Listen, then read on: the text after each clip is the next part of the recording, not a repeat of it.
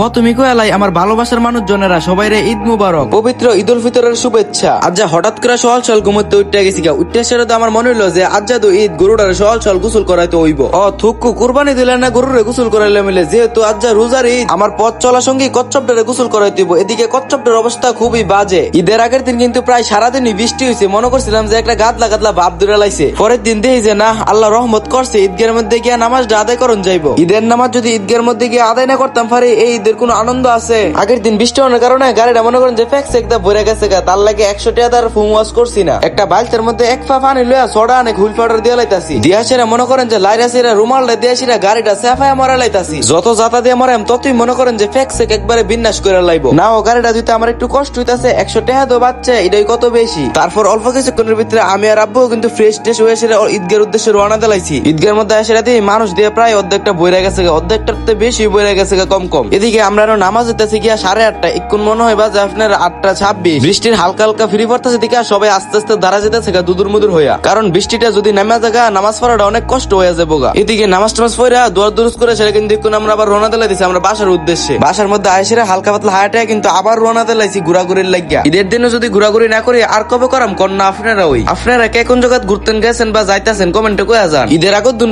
একটা ঘড়ি কিনছিলাম, মনে করেন যে ঘড়িটা ঈদের দিন পড়ছি, পরে হাতের তো হুদি ধুল্লা হয়ে জায়গা। ভাগ্যবশত ঈদের দিনও একটা ঘড়ির দোকান খোলা পাইছিলাম, এটাতে একটা কাটা কমাই লাইতাছি। ঘড়িটা ঠিক করে ডাইরেক্ট ক্যাফসি কোনে করে ফ্রিজে এনো আয়াসেরে দিয়ে যে কয়েকটা ছোট ভাই একটা সিএনজি টেলতাছে, হেরা ঘুরতো আয়া। আই হাই রে, হেরার ঈদের দিনও কুদুর শান্তি নাই। হে নীরব কাইফা হালুকা, ঈদ মুবারক, ঈদ মুবারক। আচ্ছা বিকাল বেলা বাবিরে লয়া কই যাইবা ঘুরতা? ডিজে জিকে পাউল আও ছোট ভাই তোমরা কি করতেছো? স্প্রিং নোটর হুল্লা ফুরে জায়গা এই নাই হইতাছে না, আরো জোরে জোরে নাচো। ফাহাদ কাইফা হালুকা, ঈদ মুবারক, ঈদ মুবারক। ঈদের শুভেচ্ছা। এই মাহিম কি অবস্থা? ভালো আছো? ঈদ মুবারক, ঈদ মুবারক। ইতা কি হুনতাছি তোমার নামে বিয়া শাদী বেলে কইরা লাইছো? ইকুন কিন্তু এন থেকে আবার আমরা রওনা দিলাইতেছি কোন জায়গা ঘুরনের লাগে। আজ আমরা কোনো নির্দিষ্ট জায়গা নাই, দুই চোখ যেন যায় হেন যায় আমরা ঘুরতাম বাইরে দেখা গেছে রাস্তার কিছু ডান্সার পার্টির লগে। তারা দিয়ে যে ওটুতে দুইটা বড় বড় ডেক্সেট নামে নাচা শুরু করে দিছে। যে ওই নাগারিটা মেন রোডের মধ্যে আইসি দিয়ে যে হালকা হালকা বৃষ্টির ফিরি পড়তেছে। এই বৃষ্টির ফিরি পরে সেটা তো আমার কাপড়টা ছড়া অনেক ভিজা যেতেছে গা। আর এনো দেন মানুষের কোনো অভাবই নেই এই ব্রিজটার।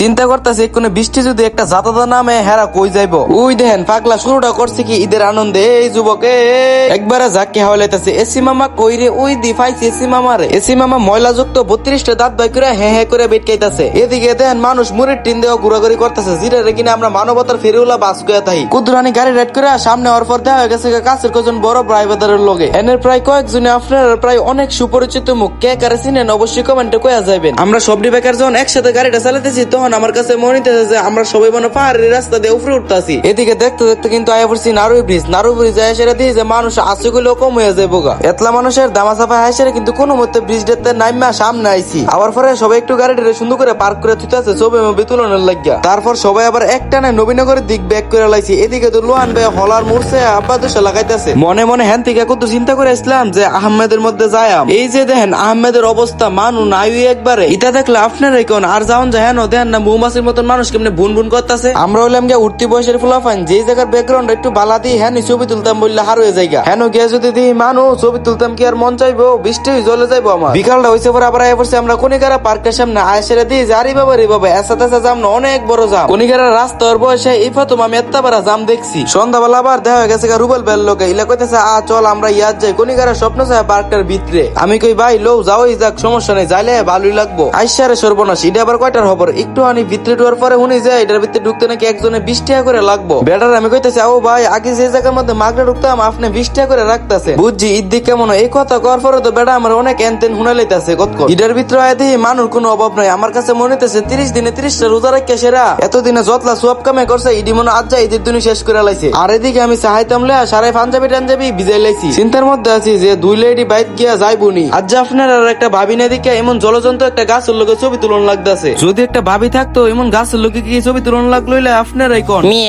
তারপর আমরা সবাই কুদ্দুর এক সাইডে দাঁড়ায় মারে আড্ডা মাড্ডা দিলাম আর কি। আচ্ছা যাই হোক আজ যার মতন ব্লগটা এই পর্যন্তই। তো ব্লগটা কেমন হচ্ছে অবশ্যই কিন্তু একটা রিয়েক্ট দিয়ে কমেন্টে জানাই যাবেন এবং কে কোন জায়গা থেকে দেখতেছেন এটাও কয়া যায়। ভিডিওটা ভালো লাগে থাকলে অবশ্যই একটু শেয়ার করে দিবেন। এখনো যারা যারা আমার পেজটা ফলো করছেন না তারা ফলো করে রাখেন। দেখা হইতেছে নেক্সট ব্লগে। আল্লাহ হাফেজ।